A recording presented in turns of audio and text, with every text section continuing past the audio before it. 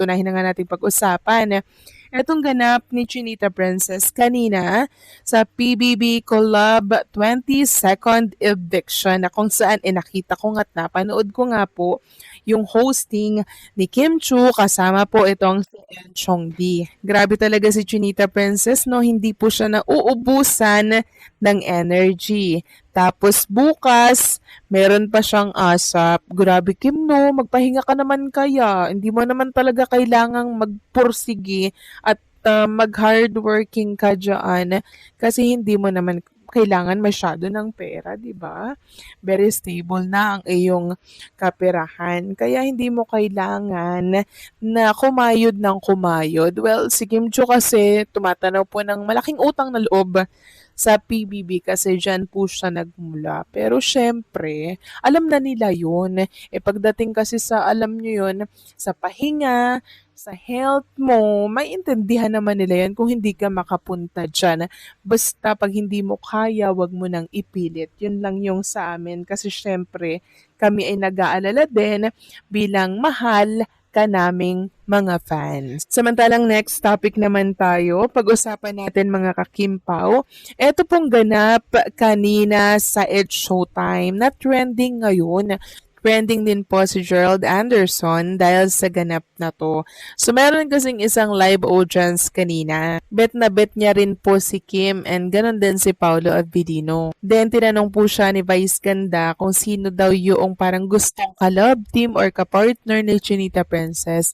Sabi po ni Vice Ganda, wag yung luma ha, yung bago. Nakita nga natin yung reaction ni Chinita Princess, kinakabahan po siya tapos tawang-tawa. Si nanay hindi po siya matandain ng mga name ng partner ni Chinita Princess. Pero may mga bumubulong-bulong na sabihin mo si Gerald Anderson. Sabihin ba naman ni nanay, ayoko dun, babaero yun. Alam niyo yung reaction ni Chinita Princess, tawang-tawa siya, maging sila Vice, yung mga co-host nila, at yung buong studio audience kanina, tawang-tawa din mga kakimpaw. Kasi oo nga, totoo naman talaga na babaero itong si Gerald Anderson, di ba? Kasi walang tumatagal na relasyon, panay hiwalay at ang dahilan ay third party. Tapos tinanong nga po si nanay kung sino ba yung gusto mong kapartner ni Kim.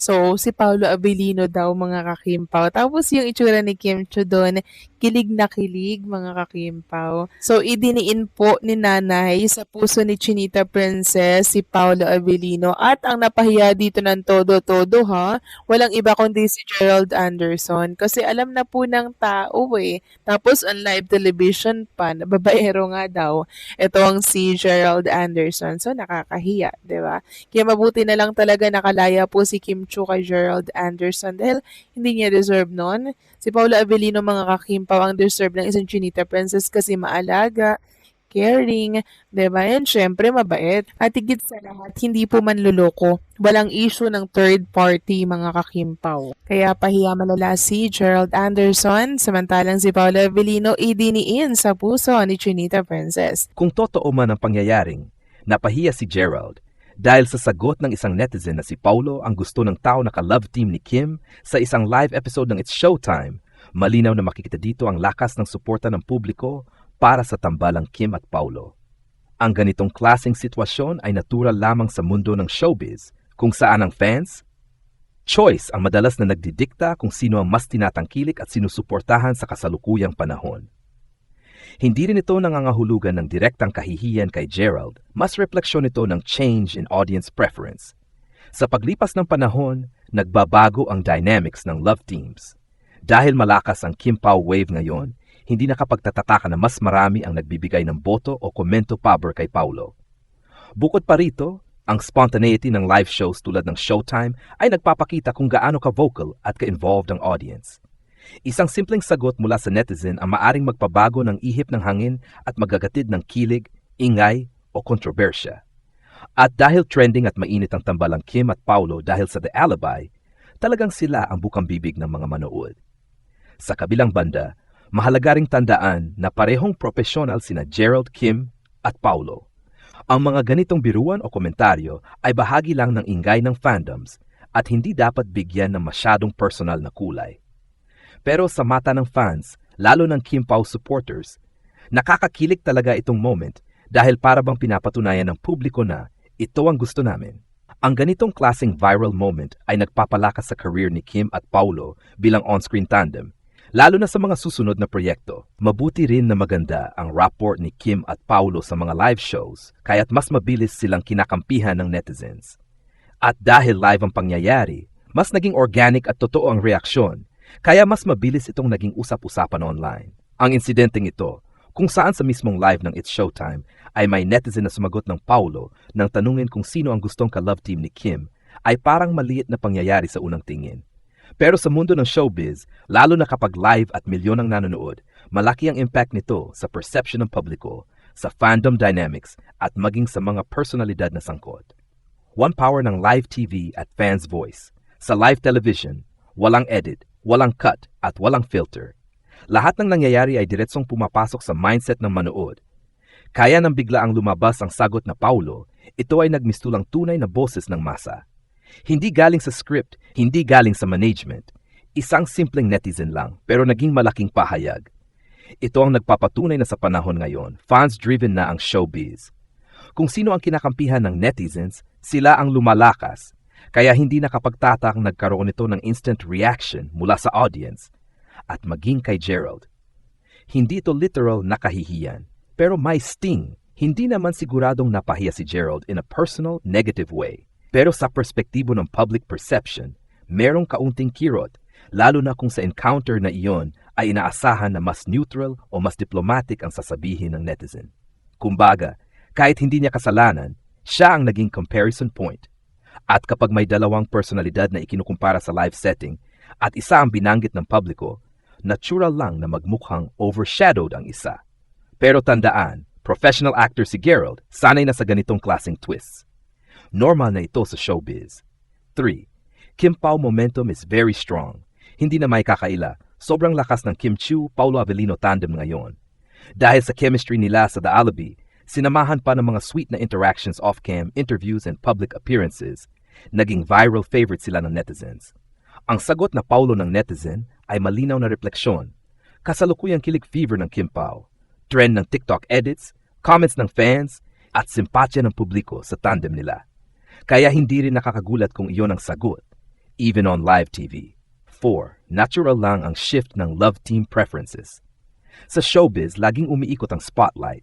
May panahon na ang isang love team ay top of the world. Tapos biglang may papalitang bago dahil mas fresh, mas may chemistry, o mas tinatangkilik. Hindi ito insulto kay Gerald. Bagkus, parte ito ng natural evolution of audience preference. Ngayon, ang audience ay halos unanimous na nagpapakita ng kilig at suporta kay Kim at Paulo, kaya lumalabas ito kahit sa hindi inaasahang pagkakataon. 5. Good for career, good for engagement. Sa totoo lang, ang ganitong klaseng moments ay win-win. For Kim, pinatitibay ang star power niya at ang versatility niya sa iba't ibang ka-love team. For Paulo, mas pinapainit ang suporta sa Kim Pao at mas pinapasigla ang mga fans. For Gerald, nagiging mas relevant siya sa conversation dahil nasasangkot siya sa trending fandom dynamics kahit hindi siya actively involved sa love team storyline. At syempre, for the Showtime, extra publicity, mas mataas na engagement, mas maraming manonood. Nash 6, impact sa online community. Hindi may kakaila na ang ganitong sagot ay parang fuel para sa Kim Pao supporters. Parang validation ito na ang gusto ng karamihan ay ang tandem nila. Kaya natural lang na naging usap-usapan online at mas lalong nagpalakas sa narrative na Kim and Paulo are the current favorite pair. Sa kabuuan, ang sagot ng netizen na Paulo sa live TV ay patunay ng sobrang lakas ng Kim Pao chemistry, shifting preferences ng audience, at kapangyarihan ng fans sa modern showbiz culture. Hindi ito dapat tingnan bilang direct na pagkahiya ni Gerald, kundi bilang reflection of current public sentiment. At sa ngayon, ang puso ng madla ay malinaw na pumapanig kay Kim at Paulo. Ang balitang ito ay nagpapakita kung gaano kalakas ang epekto ng mga fans sa takbo ng showbiz ngayon.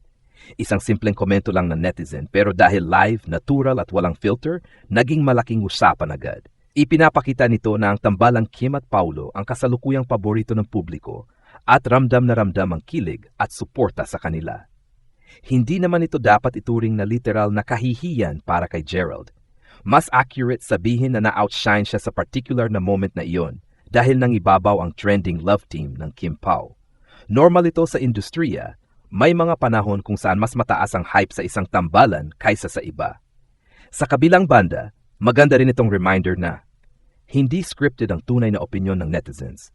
May power ang fans na magpalutang ng bagong love team at magbigay ng ingay sa social media. Ang chemistry ng Kim at Paulo ay talagang malakas at hinahanap ng audience. Sa kabuuan ng balitang ito ay hindi para manirang puri, hindi rin para maghamon ng hidwaan, kundi isang malinaw na refleksyon ng current fan sentiment at ng natural na pag-shift ng audience preference sa industriya ng entertainment. At sa totoo lang, para sa maraming fans, ang ganitong moment ay dagdag kilig at dagdag validasyon sa trending na Kim Pao fever.